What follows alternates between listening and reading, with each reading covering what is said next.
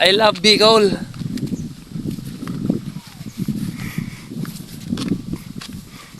Iwanan yung anak ko panganay dito mga idol eh. Dahil dito siya nag-aaral.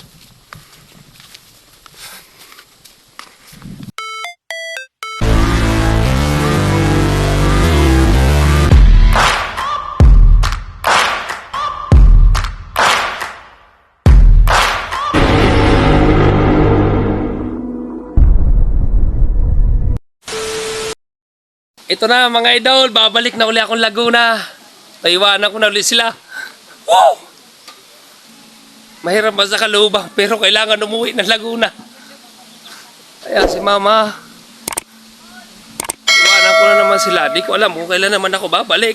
Ayan, kapatid ko, ayun. Malalayo ka lang. Ayun, yan, sila lahat. Mapa, love you. Love you sa inyo, kabos. Siyempre, halik muna tayo. Dito, halik ako sa mama kasi hindi ko kukuha ng camera to kasi private yan eh. Ayan.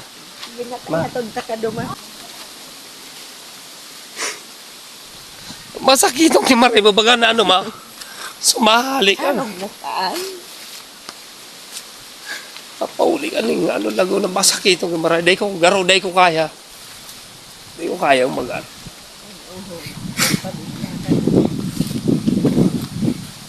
Pwede nga lang na kaso doon talaga eh. Pag di ako nagtrabaho doon, wala, di makakapagtapos mga yan. Ayan ang kaidolo. Pauwi na tayo lang. Masaya, masalimuot. Sirini nga, dahil ko na nahiling sa pag-o. Di mo pinailing ito, tamahibi ito.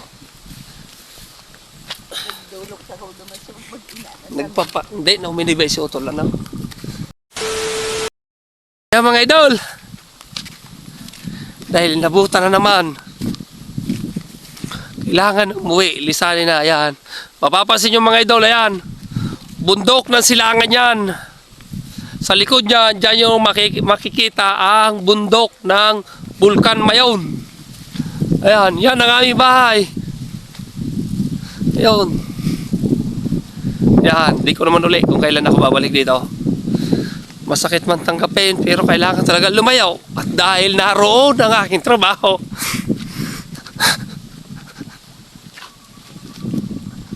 diba no? Kailangan.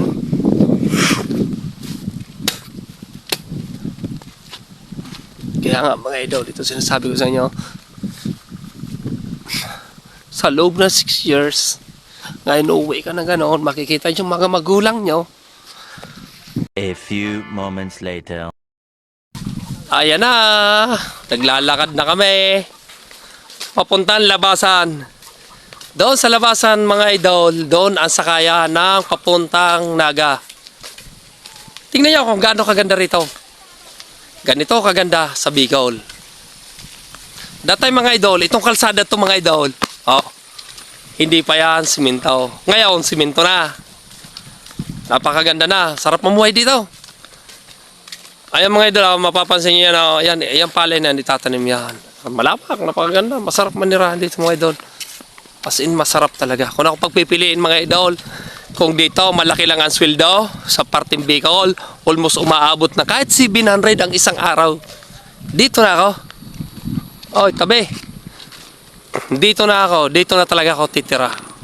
Kaso ang baba, 375 lang.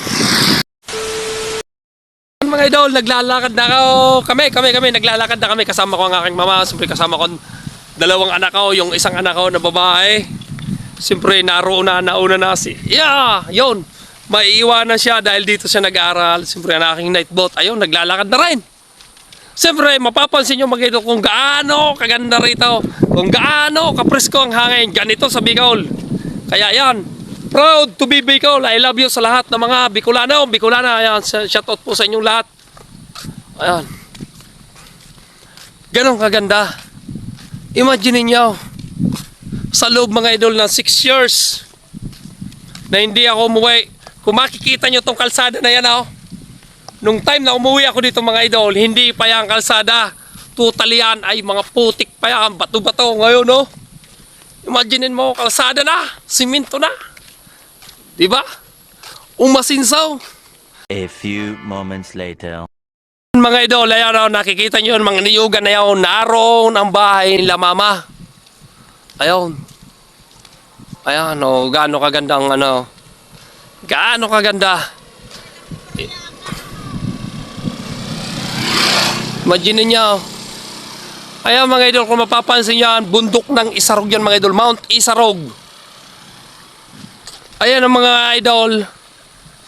Ano yan, silangan yan, bundok na yan. Napakasarap dito, masakit matanggapin talaga mga idol, kailangan na talaga umuwi kami. Dahil naroon ang aking trabaho. Ayan, lakad na sila mama. Ano yan? A few moments later. Ayan mga idol, at naipakita ko na simre. Maglalakad na ako pababa eh. Lalakad ako para ma-experience ko naman kung gaano kaganda ito. Kasi the time nung galing ako ng Laguna, sumakay ako. Ngayon, ayan na nga, naglalakad na pa uwi para ma-experience natin kung gaano dito kaganda. Diba? Yeah! Uli na? Iyo na, mauli na. Ayun. Oh. Si Kuya ako. Ayan. Oo, di ba? Huh. Kilala tayo.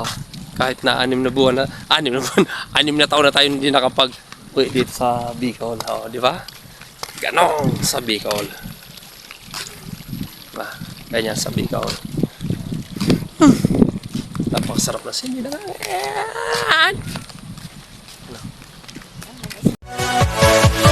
Yeah!